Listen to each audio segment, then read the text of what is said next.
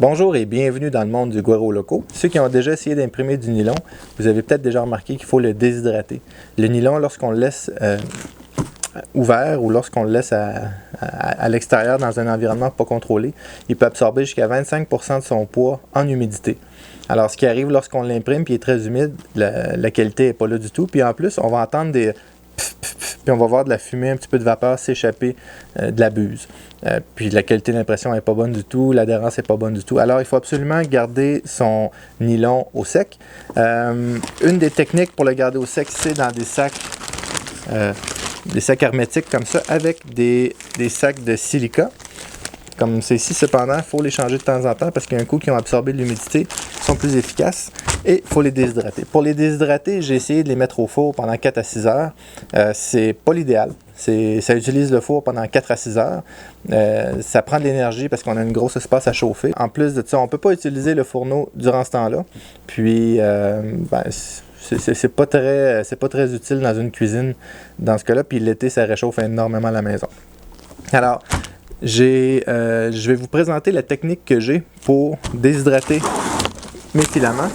Aussi l'ABS, j'ai une roulette d'ABS ici parce que l'ABS a aussi besoin d'être déshydraté de temps en temps, ainsi que le plastique. Si j'ai une vieille roulette d'ABS qui n'est pas dans un environnement contrôlé, vous allez voir, je vais avoir le même problème. On va entendre des petits crépitements au niveau de la buse. Et c'est parce qu'il y a de l'humidité dans le filament. Alors, j'ai fait l'acquisition de ceci. C'est un déshydrateur à aliments de marque Salton VitaPro. Il valait, normalement ça vaut autour de 60$. Je l'ai payé en rabais, je pense à 35 ou 40$ sur Amazon.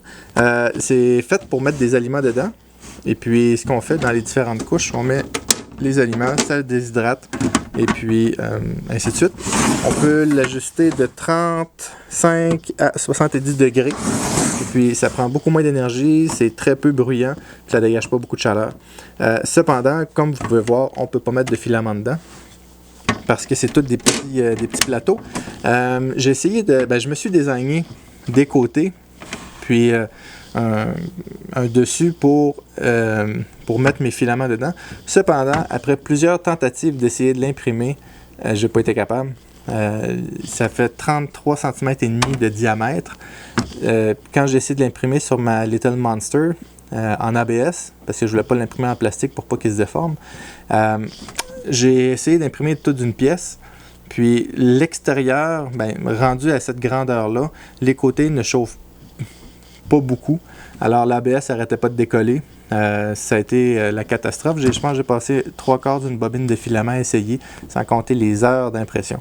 Alors, je me suis tanné, puis j'ai dû dépenser à peu près 25$ de filament juste pour ça.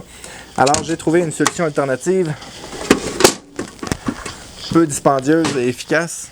Une chaudière Canadian Tire dans mon cas, que j'ai fait des trous dans le bas. Normalement, elle va comme ça.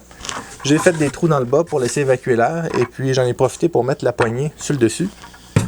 Ça rentre parfaitement dessus. La grandeur, il y a un petit jeu, mais ça fait le travail. Ça marche numéro 1. Ça fait que ça m'a coûté 3,50$ pour une belle chaudière, puis en plus c'est plus haut que ce que j'avais. Cependant, vous verrez peut-être au fond ici, il y a une genre de bosse. C'est par là que l'air chaud sort. Et puis lorsque je vais mettre mes filaments dessus, je suis obligé de les mettre en angle parce que ça ne tient pas en équilibre dessus. Évidemment, je vais mettre plusieurs bobines à la fois. Puis dans cette position-là, c'est pas évident parce que ça bloque la sortie d'air. Alors, j'ai été au Dollarama.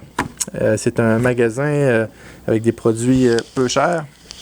Puis, j'ai trouvé un panier à fruits comme ça ici. Alors, je crois qu'il était à 1$ ou 1,50$. Il est en métal.